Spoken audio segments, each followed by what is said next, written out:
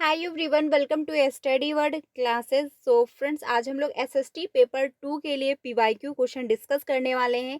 ये जो है क्लास डेली आपको 5 बजे मिलती है, तो आप इसको डेली ज्वाइन कर सकते हो। पेपर 2 के लिए 3 बजे जो क्लास हो रही है वो पेपर 1 एंड पेपर 2 दोनों के लिए है। तो चलिए फिर आज हम लोग पीवाईक्यू क्वेश्चन डिस्कस कर लेते हैं। आज का पहला क्वेश्चन है जिसमें पूछा गया है कि यानी इसमें आपको मैच करना है। मध्यकाल में जो है दिल्ली के शासकों के संदर्भ में निम्नलिखित का जो है मिलान कीजिए और उपयुक्त विकल्प का चुनाव कीजिए। तो ए दिया है एक तरफ और जो है दूसरी तरफ बी है, तो इसमें जो है मैच करना है। पहला है तोमर, ठीक है। तो पहला जो है तोमर, ये आपका हो जाएगा आरंभिक 12वीं और जो है 12वीं शताब्दी से 1165, ठीक है। ये आपका फर्स्ट का थर्ड हो जाएगा। अब फर्स्ट का थर्ड किसमें गिवन है वो हमको देखना है ऑप्शन में। तो यहाँ पर जो फर्स्ट का थर्ड पहले में नहीं है, सेकंड में और आपका थर्ड में भी नहीं है, फोर्थ में भी नहीं है। तो फर्स्ट का जो थर्ड है वो आपका से ऑप्शन नंबर 2 में दिया है। उसके बाद कहीं पर भी नहीं दिया है, तो ये आपका आंसर जो होगा वो सेकंड ऑप्शन करेक्ट हो जाएगा। ऐसे क्वेश्चन करने के लिए आप यही ट्रिक फॉलो करिएगा, कम टाइम में आपका आंसर निकल आएगा और बिल्कुल सही भी होगा। सीटेड ऐसे क्वेश्चन इसलिए डालते हैं कि जो है इसमें टाइम मैनेज हो, यानी इसमें टाइम जो है आपका वेस्ट हो और साथ ही बच्चा इसमें फंसे भी। तो ऐसे क्वेश्चन करने के लिए आप यही ट्रिक फॉलो करना, पहला मैच करना। अगर पहले से आंसर निकल पा रहा है तो मैच करके निकाल लीजिए। अगर नहीं निकल पाता है तो आप सेकंड मैच करिए, सेकंड से भी 100% ऑप्शन निकल आएगा और इसमें जो है राइट आंसर भी हो जाएगा। तो यहाँ पर जो राइट आंसर है वो आपका सेकंड ऑप्शन होगा। बाकी चौहान यानी सी का जो है वो आपका सेकंड होगा और डी का फर्स्ट ऑप्शन करेक्ट हो जाएगा। यहाँ पर राइट आंसर जो है वो सेकंड ऑप्शन आपका होगा। अगले क्वेश्चन पे चलते हैं। अगला है क्वेश्चन नंबर सेकंड, जिसमें पूछा है कि जो है प्राचीन जो है तमिलनाडु में डैश डैश की बस्तियों को उर कहते हैं। यानी प्राचीन जो है तमिलनाडु में जो बस्तियां हैं उनको उर कहते हैं। तो व्यापारियों को कहा जाता है, या फिर कुलीनों को, या फिर जो है खेतिहर यानी जो किसान मजदूर होते हैं, या फिर शिल्पकारों को। तो कौन सा यहाँ पर राइट आंसर है क्वेश्चन नंबर 2 का? यहाँ पर जो राइट आंसर है वो आपका सी ऑप्शन है, यानी जो खेतिहरों को या फिर जो किसान होते हैं उनको जो है उर कहा जाता है, ठीक है। यहाँ पर राइट आंसर जो होगा वो थर्ड ऑप्शन आपका बिल्कुल करेक्ट हो जाएगा। अगले क्वेश्चन पे चलते हैं। अगला है क्वेश्चन नंबर थर्ड, इसमें भी जो है मैच करने वाला है। पहला है दिया मुगल साम्राज्य के पतन के संदर्भ में निम्नलिखित का मिलान कीजिए। क्वेश्चन नंबर जो थर्ड है इसमें है जो ए यानी कि फर्रुख सियार, इसका राइट आंसर होगा, यानी फर्स्ट का हो जाएगा सेकंड।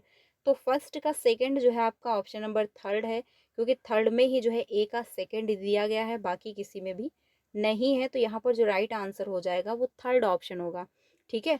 बाकी जो है शाह आलम द्वितीय, ये आपका फर्स्ट हो जाएगा, यानी 1762 से 1816। और आपका अहमद शाह जो है यानी सी का जो है वो आपका फोर्थ ऑप्शन होगा। आलम जो है गिर द्वितीय, ये आपका थर्ड होगा। यहाँ पर राइट आंसर जो है वो थर्ड ऑप्शन बिल्कुल करेक्ट हो जाएगा। अगले क्वेश्चन पे चलते हैं। ये ऐसे क्वेश्चन मैच करना, यही ट्रिक फॉलो करना है ऐसे क्वेश्चन को हल करने के लिए, क्योंकि अगर आप सारे मैच करोगे फिर जो है आप यहाँ पर ढूंढोगे ऑप्शन में तो फिर समस्या होगी, कन्फ्यूजन क्रिएट होगी और 100% नहीं तो 80% आपका क्वेश्चन भी गलत हो सकता है। लेकिन आप ये ट्रिक फॉलो करोगे तो 100% जो है आपका आंसर सही होगा और टाइम भी कम लगेगा बिल्कुल, और ज़्यादा कन्फ्यूजन भी क्रिएट नहीं होगी। तो यहाँ पर जो राइट आंसर है वो थर्ड ऑप्शन है, यही ट्रिक फॉलो करिएगा। अगले क्वेश्चन पे चलते हैं। अगला है क्वेश्चन नंबर 4, जिसमें पूछा है उत्तराधिकार का जो है सहदायाद प्रथा का अर्थ जो है डैश डैश। तो पसंदीदा पुत्र को अपने पिता की जो है संपत्ति विरासत में मिलना, ये है। या फिर ज्येष्ठ यानी पुत्र को अपने पिता की संपत्ति विरासत में मिलना, ये हम लोगों ने चैप्टर में पढ़ा हुआ था। सभी पुत्रों व पुत्रियों के बीच विरासत का विभाजन है, या फिर सभी पुत्रों के बीच विरासत का जो है विभाजन है। तो यहाँ पर कौन सा राइट आंसर होगा? यहाँ पर जो राइट आंसर है वो आपका फोर्थ ऑप्शन है, कि जो है सभी पुत्रों के बीच विरासत का जो है विभाजन है। यहाँ पर राइट आंसर जो होगा वो फोर्थ ऑप्शन आपका बिल्कुल करेक्ट होगा, बाकी जो है ऑप्शन गलत हो जाएंगे। अगले क्वेश्चन पे चलते हैं। अगला है क्वेश्चन नंबर 5 जिसमें पूछा है मराठी में लिखे जो है भक्ति गीतों को किस नाम से जाना जाता है। यानी मराठी भाषा में जो लिखे गए भक्ति गीत हैं उनको किस नाम से जाना जाता है। तो स्त्रोत्रम है, जो है भजनम है, प्रबंधम है या फिर अभंग है। यहाँ पर जो राइट आंसर दिया गया है वो आपका फोर्थ ऑप्शन हो जाएगा, यानी कि अभंग। ठीक है, यहाँ पर राइट आंसर जो होगा अभंग होगा। यहाँ पर अगले क्वेश्चन पे चलते हैं। अगला है क्वेश्चन नंबर 6 जिसमें पूछा है मौजूदा महाराष्ट्र में रहे संतों के बारे में निम्नलिखित कथनों को पढ़िए और उपयुक्त विकल्प का चुनाव करिए। तो ए ऑप्शन जो दिया गया है इसमें बताया गया है कि 13वीं से जो है 17वीं शताब्दी में हुए कवि संतों ने सभी प्रकार के कर्मकांडों और जो है जन्म आधारित अंतरों का विरोध किया। बी है कि इन कवि संतों ने रोजी रोटी कमाने और जो है विनम्रता पूर्वक जो है जरूरतमंद साथी व्यक्तियों की सेवा करते हुए जीवन बिताने को जो है अधिक पसंद किया। तो कौन सा राइट आंसर यहाँ पर होगा जो संत लोग थे। तो ए भी सही दिया गया है और बी भी यहाँ पर बिल्कुल करेक्ट है। राइट आंसर जो होगा वो आपका फर्स्ट ऑप्शन है कि ए और बी दोनों बिल्कुल सही दिए गए हैं। ठीक है, 13वीं से जो है 17वीं शताब्दी में हुए कवि संतों ने सभी प्रकार के कर्मकांडों और जन्म आधारित तंत्रों का विरोध किया था कि ठीक है, और वहीं पर जो है सभी के साथ अच्छे से रहना, सभी की सेवा करना, ये जो है ज़्यादा संतों ने पसंद किया। यहाँ पर राइट आंसर जो होगा वो फर्स्ट ऑप्शन आपका करेक्ट है, बाकी ऑप्शन जो दिए गए हैं वो गलत हो जाएंगे। अगले क्वेश्चन पे चलते हैं। अगला है क्वेश्चन नंबर 7 जिसमें पूछा है कौन जो है सही सुमेलित है। ठीक है, यहाँ पर बताना है कौन सा सही सुमेलित किया गया है। तो पहला है बक्सी सैनिक जो है वेतनाधिकारी, या फिर सद्र यानी सद्र धार्मिक व धर्मर्थ किए गए जाने वाले मंत्री, या फिर इक्तादार सैन्य कमांडर, या फिर जो है कोतवाल नगर का जो है पुलिस अधिकारी। यहाँ पर कौन सा करेक्ट आंसर होगा ये जो है आपको बताना है। तो यहाँ पर जो राइट आंसर है वो आपका हो जाएगा ए। ठीक है, यहाँ पर राइट आंसर जो दिया गया है वो आपका ए हो जाएगा कि सी सही है और डी ऑप्शन सही है, बाकी जो है ये गलत हो जाएंगे। आंसर यहाँ पर जो है ए ऑप्शन आपका बिल्कुल सही दिया गया है, क्योंकि सी और डी बिल्कुल करेक्ट मैच हैं। अगले क्वेश्चन पे चलते हैं। अगला है क्वेश्चन नंबर 8। इसमें पूछा है निम्नलिखित में से कौन सा शब्द जो है मध्य प्रदेश में घुमंतू खेती के लिए इस्तेमाल होता है। यानी मध्य प्रदेश में जो घुमंतू खेती है उसके लिए कौन सा शब्द जो है इस्तेमाल किया जाता है। तो बीघा है, बेवड़ है, बैगा है या फिर महल है। तो यहाँ पर कौन सा करेक्ट आंसर है। यहाँ पर जो राइट आंसर है वो सेकंड ऑप्शन होगा, यानी बेवड़ जो है इसका घुमंतू खेती के लिए शब्द का प्रयोग किया जाता है। राइट आंसर जो होगा वो सेकंड ऑप्शन बिल्कुल करेक्ट हो जाएगा। अगले क्वेश्चन पे चलते हैं। अगला है क्वेश्चन नंबर 9 जिसमें पूछा है 19वीं सदी के जो है आरंभ में सामाजिक परिवर्तन के संदर्भ में कथनों ए व एवं बी को पढ़ें तथा सही विकल्प जो है चुनें। ए जो दिया गया है 19वीं सदी के शुरुआत से ही जो है हमें सामाजिक रीति रिवाजों और मूल्य मान्यताओं से संबंधित बहस जो है मुबाहिसे और चर्चाओं का स्वरूप बदलता दिखाई देता है। बी जो है इसकी जो है एक अहम वजह यह थी कि संचार के नए तरीकों जैसे किताबें, अखबार, पत्रिकाएं और जो है पर्चे छपना जो है का विकास हो रहा था। तो 19वीं शताब्दी की ये बात हो रही है, तो कौन सा यहाँ पर करेक्ट आंसर होगा ये जो है बताना है क्वेश्चन नंबर 9 में।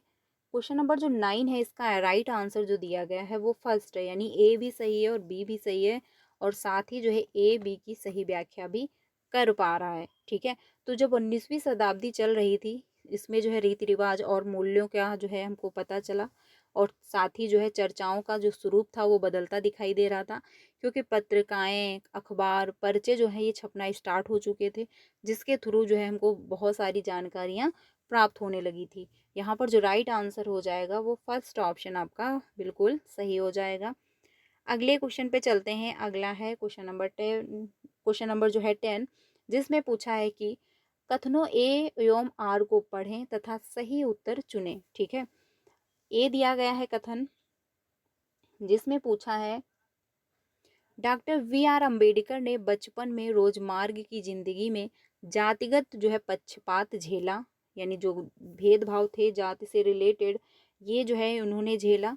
बिल्कुल सही बात है, क्योंकि काफ़ी जो है उनको प्रताड़ित किया जाता था, छुआछूत जो है काफ़ी जो है इसका भेदभाव किया जाता था। रीज़न रहा कि डॉक्टर जो है वी आर अम्बेडकर के पिता एक सैनिक स्कूल में पढ़ाते थे। तो कौन सा यहाँ पर राइट आंसर होगा? तो दोनों यहाँ पर बिल्कुल ऑप्शन करेक्ट दिए गए हैं। ए ऑप्शन आपका सही हो जाएगा कि ए और आर दोनों सही हैं, और आर ए की सही व्याख्या भी कर पा रहा है, क्योंकि doctor V are Ambedkar ji जो थे उन वो जो है नीची कास्ट के थे, और बहुत जो है लोग उनको छुआछूत के तौर पर देखते थे, काफ़ी जो है भेदभाव करते थे उनसे, काफ़ी जो है उनको प्रताड़ित भी किया जाता था उनकी जाति के लिए। ठीक है, तो यहाँ पर जो राइट आंसर है वो ए ऑप्शन आपका सही हो जाएगा। अगले क्वेश्चन पे चलते हैं। अगला है क्वेश्चन नंबर 11, जिसमें पूछा गया है कि एक मिनट, क्वेश्चन नंबर 10 जो था इसका राइट आंसर जो आपका हो जाएगा, इसका राइट आंसर जो दिया गया है वो आपका सही हो जाएगा। अगले क्वेश्चन पे चलते हैं। अगला है क्वेश्चन नंबर 11, जिसमें पूछा है निम्नलिखित कथनों ए और आर को पढ़िए तथा उपयुक्त विकल्प का चयन करिए। तो ए जो दिया गया है इसमें बताया गया है कि ईवी रामास्वामी ने भूतपूर्व जो है मद्रास प्रेसिडेंसी में जो है स्वाभिमान आंदोलन शुरू किया। बिल्कुल सही बात है।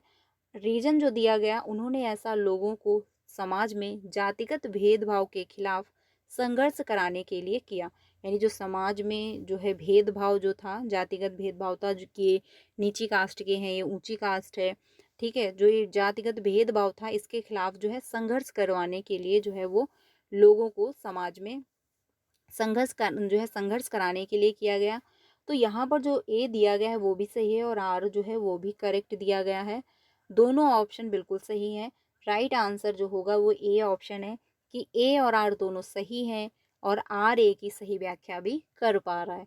यहाँ पर राइट आंसर जो होगा वो फर्स्ट ऑप्शन बिल्कुल करेक्ट हो जाएगा, क्योंकि रामास्वामी जो थे वो मद्रास प्रेसिडेंसी में स्वाभिमान आंदोलन इन्होंने शुरू किया हुआ था, और जो जातिगत भेदभाव थे इसके खिलाफ जो है वो संघर्ष कराने के लिए उन्होंने स्टार्ट किया था। तो यहाँ पर जो राइट आंसर होगा वो आपका फर्स्ट ऑप्शन बिल्कुल सही हो जाएगा। अगले क्वेश्चन पे चलते हैं। अगला है क्वेश्चन नंबर 12, जिसमें पूछा है किसने जो है जिन्ना के दो राष्ट्र सिद्धांत का विरोध किया। तो पहला है सरदार वल्लभ भाई पटेल, या फिर खान अब्दुल जो है गफ्फार खान, या फिर वीर जो है सवरकर, या फिर मौलाना आज़ाद, यानी वीर जो है सावरकर या फिर मौलाना आज़ाद। तो यहाँ पर राइट आंसर जो होगा वो फोर्थ ऑप्शन करेक्ट है, यानी मौलाना आज़ाद। ठीक है, मौलाना आज़ाद जो थे दो राष्ट्र सिद्धांत का ही विरोध करते थे।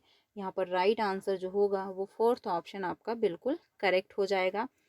अगले क्वेश्चन पे चलते हैं। अगला है 13, क्वेश्चन नंबर 13 में पूछा गया है 1857 के विद्रोह के बारे में निम्नलिखित कथनों पर विचार करिए। ठीक है, यानी कि 1857 का जो विद्रोह हुआ था उसमें कौन कौन से स्टेटमेंट सही दिए गए हैं ये बताना है। तो पहला है मई 1857 में भारी जो है विद्रोह का आरंभ हुआ, या फिर यह जो उपनिवेशवाद के विरुद्ध सबसे बड़ा जो है अप्रतिरोधी आंदोलन था, या फिर इसमें सिपाहियों और जनसाधारण ने बड़ी जो है संख्या में भाग लिया। निम्नलिखित में से कौन सा सही नहीं है, यानी कि आपको इसमें से बताना है कौन सा राइट ऑप्शन नहीं है। तो इसका जो राइट आंसर दिया गया है वो होगा सेकंड ऑप्शन, क्योंकि थर्ड ऑप्शन आपका राइट नहीं है, और यही यहाँ पर सही हो जाएगा, क्योंकि हमको नेगेटिव का नेगेटिव आंसर देना है। ठीक है, तो यहाँ पर राइट आंसर सेकंड ऑप्शन है। 1857 की जो क्रांति हुई थी वो जो है उसमें सभी ने जो है बढ़ चढ़कर भाग लिया था, और किसानों ने जो है इसका खूब जो है समर्थन किया, क्योंकि रीज़न ये था कि जो किसान थे वो बहुत ज़्यादा जो है अंग्रेज़ों के द्वारा प्रताड़ित किए जा रहे थे, बहुत ज़्यादा उनको जो है परेशान किया जा रहा था। इसीलिए जो है किसानों में जो है विद्रोह की भावना उत्पन्न हुई, और उन्होंने जो है सन 1857 जैसी क्रांति को जो है जन्म दिया, और काफ़ी जो है उसमें लड़ाई वगैरह भी हुई। फिर लास्ट में जो है, यानी स्टार्टिंग में तो है किसान लोग जीत रहे थे, लेकिन क्या हुआ फिर बाद में अंग्रेज जीत जाते हैं। तो ये जो है हम लोगों ने चैप्टर में पढ़ा हुआ था, डिटेल में स्टोरी पूरी समझी हुई थी। तो यहाँ पर जो राइट आंसर है वो सेकंड ऑप्शन आपका करेक्ट हो जाएगा। अगले क्वेश्चन पे चलते हैं। अगला है क्वेश्चन नंबर 14। 14 में पूछा गया है, ए और बी कथनों पर सहायक संधि के संदर्भ में विचार कीजिए और सही विकल्प का चयन कीजिए। ठीक है, तो जो यहाँ पर दिया गया है, भारतीय जो है शासकों को अपनी स्वतंत्र जो है स्वतंत्र सेना रखने की जो है अनुमति थी। यानी जो भारतीय शासक थे उनको अपनी स्वतंत्र जो है सेना रखने की अनुमति उनको मिल गई थी, या फिर जो है भारतीय शासकों को ईस्ट इंडिया कंपनी को भुगतान करना पड़ता था। यानी जो भारतीय शासक थे उनको क्या है, ईस्ट इंडिया कंपनी को भुगतान करना होता था, यानी उनको पेमेंट देना पड़ता था। तो कौन सा यहाँ पर राइट आंसर होगा? तो यहाँ पर बी सही दिया गया है, लेकिन ए जो है वो गलत होगा कि भारतीय शासक जो थे उनको स्वतंत्र सेना रखने की अनुमति नहीं थी। जितना बताया जाता था वो उतनी ही सेना रख सकते थे। ये नहीं था कि उनको जितना मन हो उतनी वो सेना रख लें। तो ए गलत है बट बी सही है। यहाँ पर राइट आंसर जो होगा, ए और बी दोनों सही है। नहीं, ए सही है और बी गलत, नहीं बी सही है। फोर्थ ऑप्शन यहाँ पर सही होगा कि ए गलत है बट जो है बी सही हो जाएगा। यहाँ पर राइट आंसर होगा आपका फोर्थ ऑप्शन बिल्कुल करेक्ट हो जाएगा। अगले क्वेश्चन पे चलते हैं। अगला है क्वेश्चन नंबर जो है 15। क्वेश्चन नंबर 15 में पूछा गया है कि निम्न में से युग्मकों पर जो है विचार कीजिए। एक तरफ ग्रह दिए गए हैं, एक तरफ जो है अपने अक्ष पर घूर्णन का समय दिया गया है। ठीक है, तो यूरेनस जो है ये 17 घंटे 14 मिनट घूमते हैं। नेपच्यून जो है 16 घंटे 7 मिनट। शनि जो है 25 घंटे 40 मिनट। या फिर मंगल ग्रह जो है ये 9 घंटे 56 मिनट। उपयुक्त में से कितने युगम सही सुमेलित हैं ये बताना है। तो यहाँ पर दो जो है युगम सही सुमेलित किए गए हैं। देखिए, जो एसएसटी है यानी एसएसटी पेपर 2, इसमें 15 नंबर के जो है क्वेश्चन एसएसटी से यानी जो है इतिहास से पूछे जाते हैं। 15 क्वेश्चन जो होते हैं वो ज्योग्राफी से आते हैं, और जो है 10 क्वेश्चन जो पूछे जाते हैं वो आपका जो है पॉलिटी से होते हैं। बाकी 20 नंबर की जो होती है वो पैडागोजी होती है। कुल मिलाकर जो पूरे क्वेश्चन पूछे जाते हैं वो 60 होते हैं, और 60 नंबर का जो है एसएसटी पूछा जाता है। ठीक है, ये भी ध्यान रखिएगा। अगले क्वेश्चन पे चलते हैं। अगला है, अंतरराष्ट्रीय तिथिरेखा के बारे में निम्न में से कौन सा कथन सही है? पहला है, अंतरराष्ट्रीय तिथिरेखा एक सीधी रेखा है जो उत्तरी ध्रुव को दक्षिणी ध्रुव से जोड़ती है। या फिर अंतरराष्ट्रीय तिथिरेखा केवल जलीय भाग से होकर गुजरती है। या फिर अंतरराष्ट्रीय तिथिरेखा जलीय व स्थलीय दोनों भागों से होकर गुजरती है।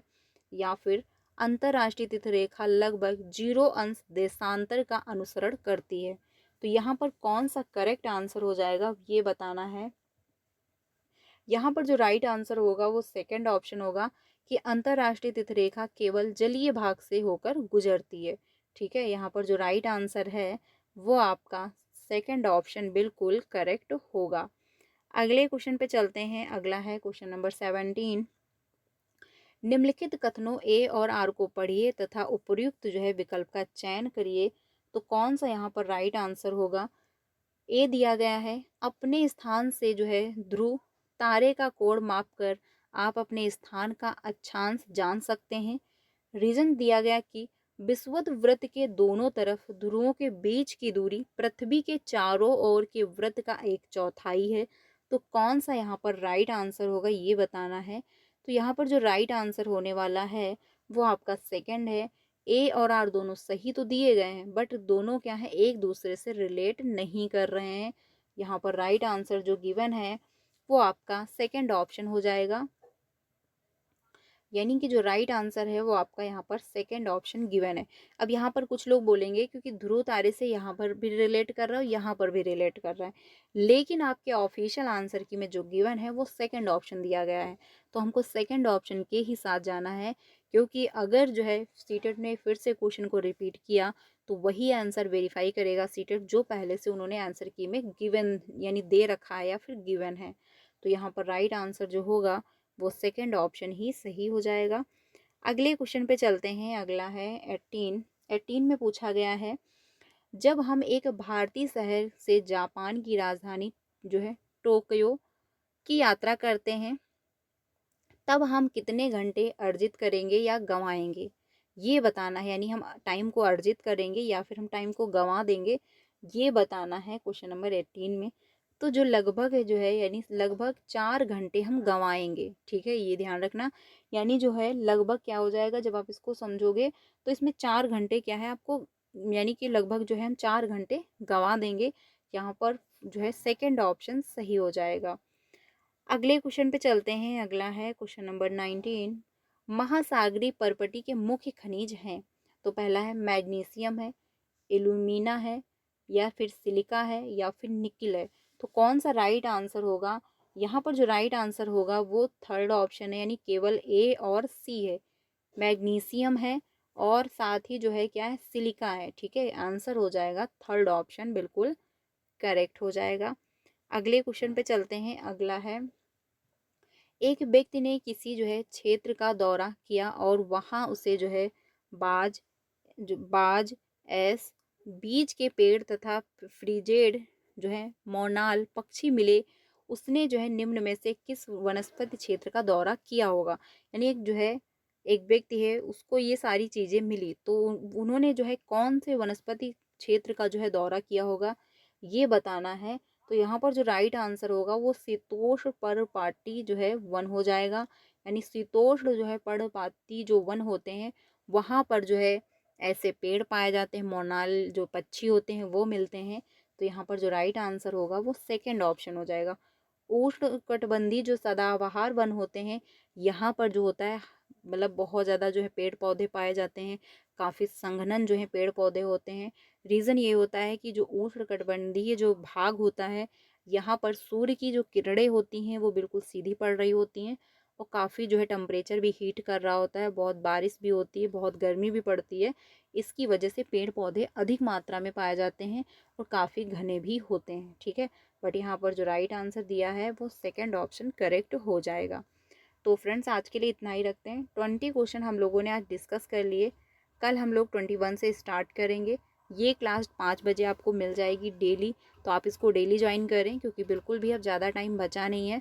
14 दिसंबर को आपका एग्ज़ाम होने वाला है, तो 5 बजे की क्लास को डेली ज्वाइन करें, जिसमें हम लोग प्रीवियस क्वेश्चन प्रैक्टिस कर रहे हैं। और हो सकता कल हम लोग पैडागोजी के क्वेश्चन डिस्कस करें, जो कि बहुत ज़्यादा इंपॉर्टेंट होंगे, तो वो भी क्लास आप लोग ज्वाइन कर लीजिएगा। मिलते हैं नेक्स्ट वीडियो में। वीडियो अच्छी लगी हो तो प्लीज़ लाइक कर दीजिएगा, और चैनल पर पहली बार आए हो तो प्लीज़ सब्सक्राइब भी कर लीजिएगा, क्योंकि आपको टीचिंग से रिलेटेड सारी अपडेट मिल जाती है, और साथ ही जो है सीटेट की तैयारी भी करवाई जाती है। तो आप लोग मेरे साथ ज्वाइन हो सकते हो। मिलते हैं नेक्स्ट वीडियो में। Thank you.